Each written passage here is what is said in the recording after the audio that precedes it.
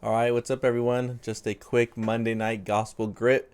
We just came back from watching the Kirk Cameron movie, The Great Homeschool Awakening, I think it's called. And man, that movie's solid. Many times, just, fighting back tears of joy, being able to see the Christian life lived out, the Lordship of Christ lived out over education, over the homeschool life, over a family, seeing the blessing of wanting to leave a legacy, going back even centuries that have gone by and centuries that we look ahead. We see what's changing culture, what's changing the world. It's education of children, either for the negative or, Lord willing, going forward for the good, for the glory of Christ.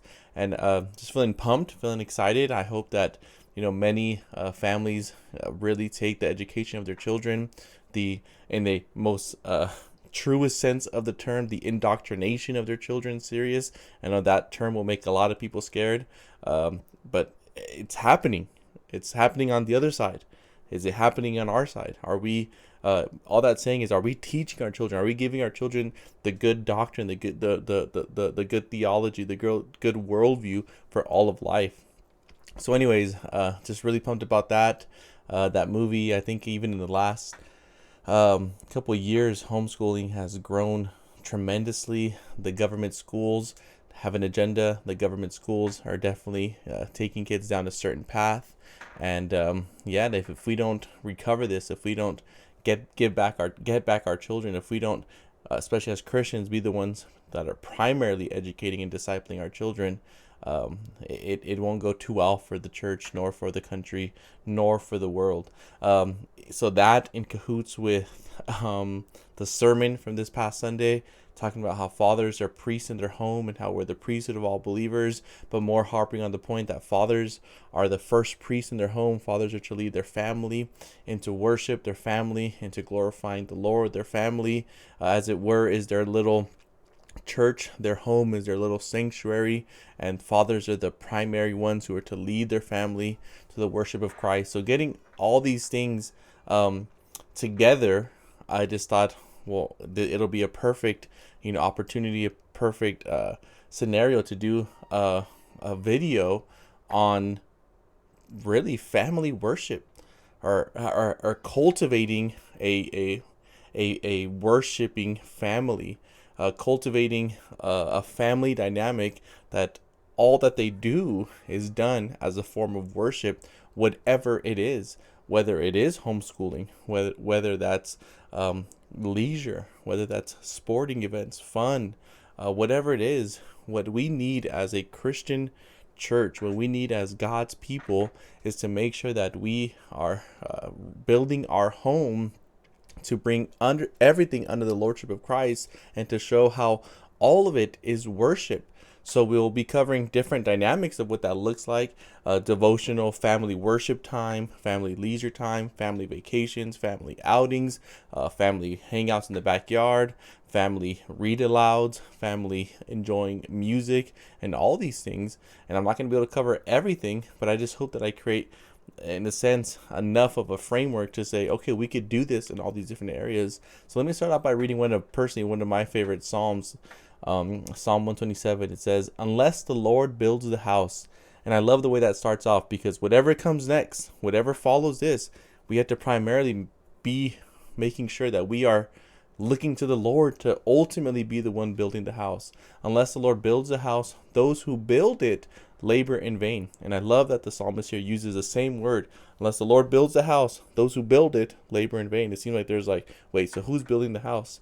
See, this is a perfect example of God's sovereignty through human responsibility. God works through means. God has ordained things, and he's also ordained the means of those things. So yes, Christian families, we should be building homes.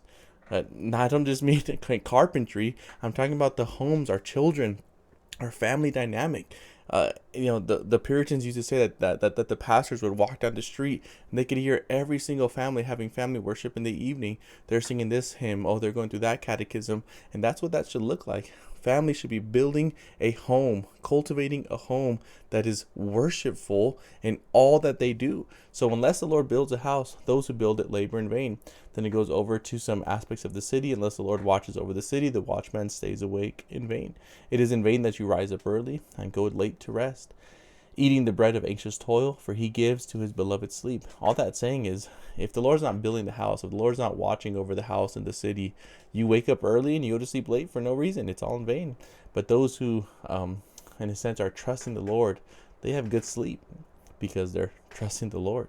And this part, this closing of the psalm is so rich. Behold, children are a heritage from the Lord. Something like a long-standing blessing from the Lord.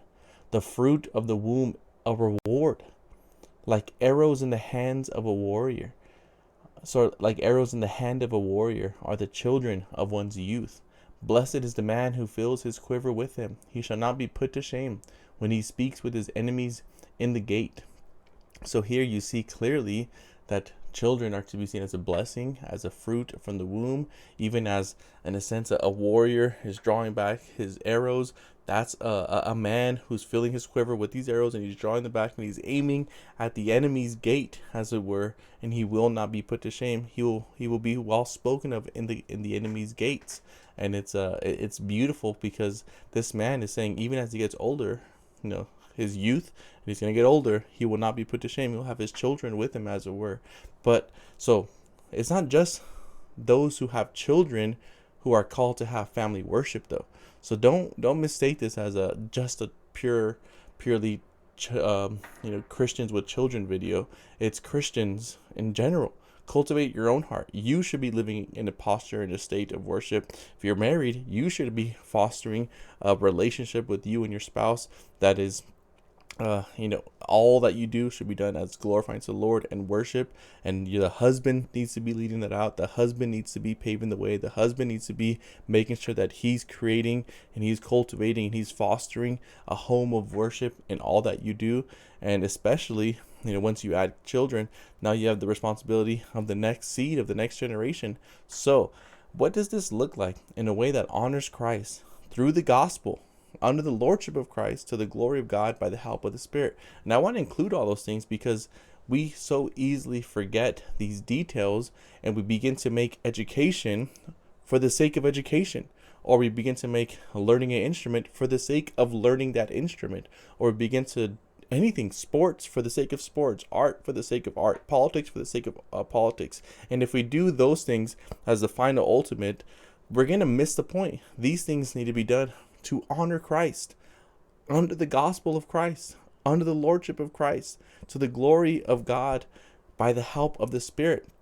And I include the help of the Spirit because if we do any of this in our own strength, in our own wisdom, in our own might, in our own understanding, in our own manner of doing things, we're going to miss the point, because the point of the gospel is saying, I'm weak, I'm helpless, I need to be helped, I need to be graced, I need to be blessed, I need to be receiving mercy, I need to be receiving wisdom from the fear and knowledge of the Lord. So we're confessing, not here, it comes to me from top down. I receive it as a blessing. So we need to keep those things in balance.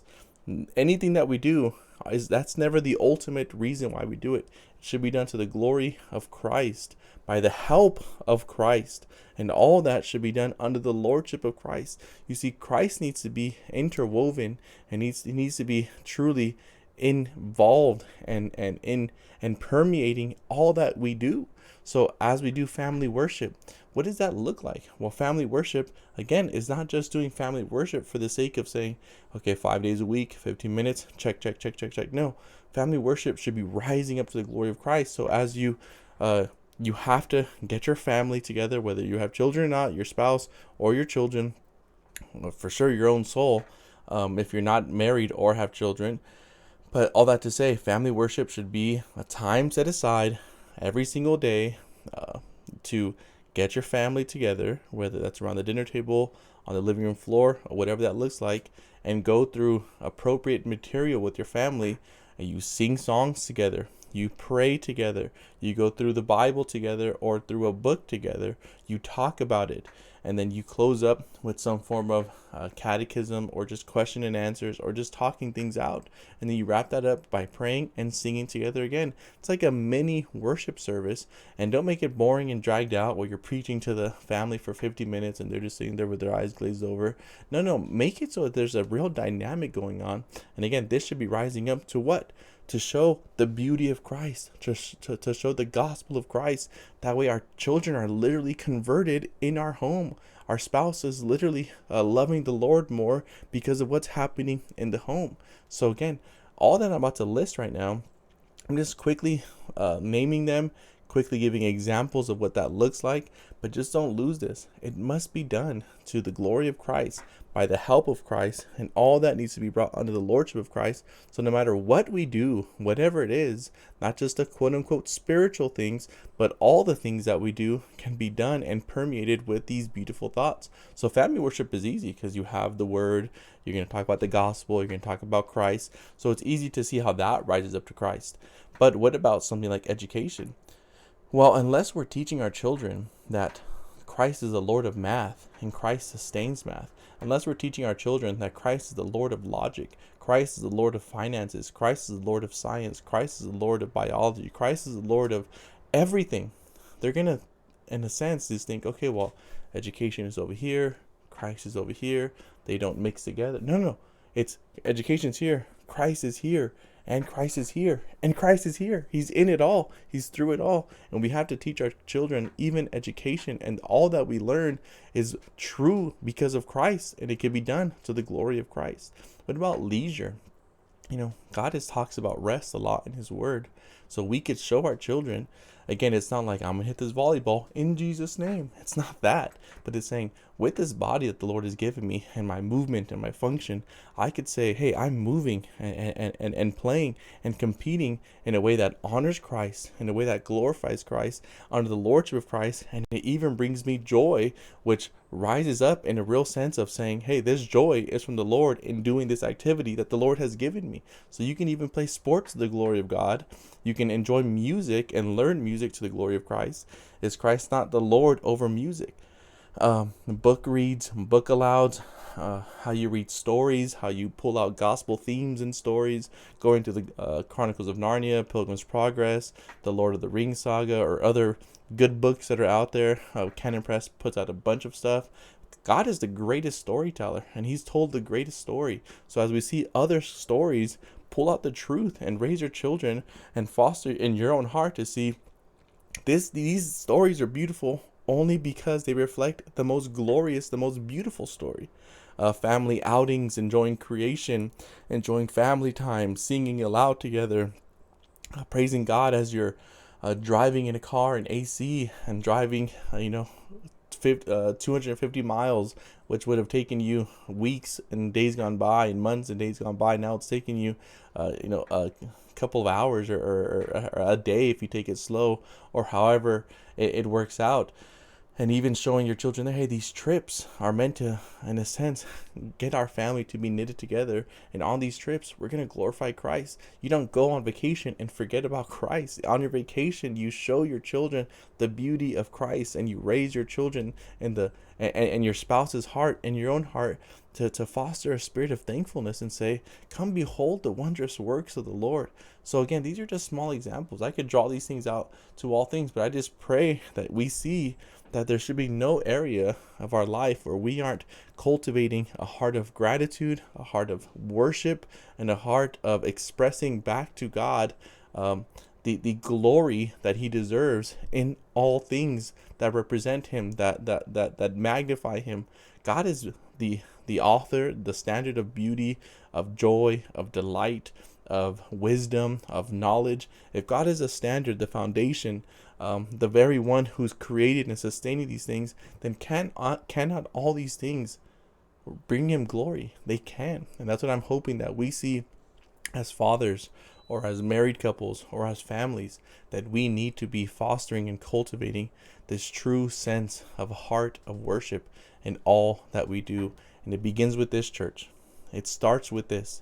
It starts with our confidence, our joy, our stability, our security in the gospel of Jesus Christ. If we are parents and spouses that do not have this joy, this security, this identity in Christ, we're going to make these things ultimate, and we're going to make these things idols. And when these things don't deliver, because they're not saviors, we're going to be miserable. But when we begin with Christ, then you'll begin to see, hey, my mom, my dad, or my spouse, they are so secure in Christ that they now are able to enjoy things without being tossed to and fro by every circumstance or every mishap or every shortcoming or whatever it is. They're actually just enjoying life freely. Because why? Because they know the joy of the Lord. So church, let's be a people who do all things as worship, and we cultivate homes and families and relationships that are truly worshiping Christ in everything that we do.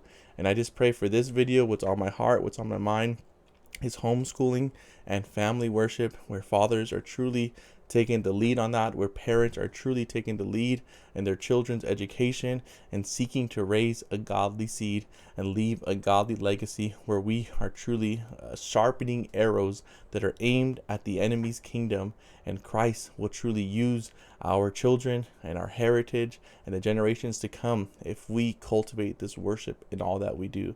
I'm convinced of it. I'm convinced the word speaks of it. I'm convinced that Christ, in a very real sense, shows that when Christians are taking this serious, things happen, things change. Let's be a worshiping people, not just on Sundays, not just when we open up our Bibles, but in all that we do. And let's especially be Christians who take their spouses and their families seriously as we make worshiping homes and glorifying Christ in every single sphere of life. I pray that was a blessing, and I pray that we would truly reflect and model what it is to love Christ in all of life.